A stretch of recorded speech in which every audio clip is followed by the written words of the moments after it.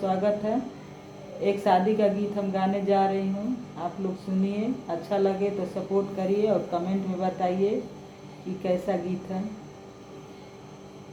बेरिया की बेरी तो है बरी जिला बाबा रे, जेठ के लगनिया जानी धराए ललना।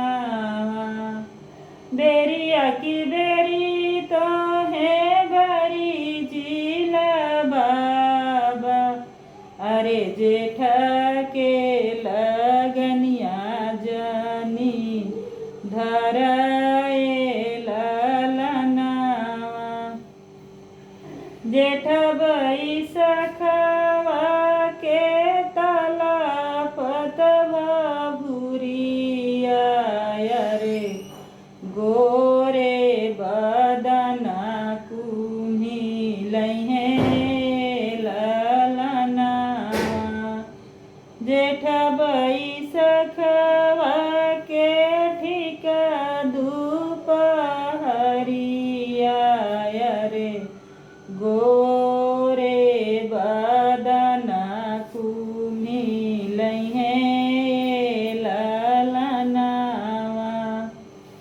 बेरिया की बेरी तो है बरी जिए चाचा रे, जेठ के लगनिया जानी धराए ललना। अरे जेठ के लगनिया जानी धराए ललना। दलयरु है बाबा भतयरु हनी, दलयरु है चाचा भत आरु हना। दहियाई मली होई जाई रे ललना। अरे दहियाई मिली होई जाई ललना।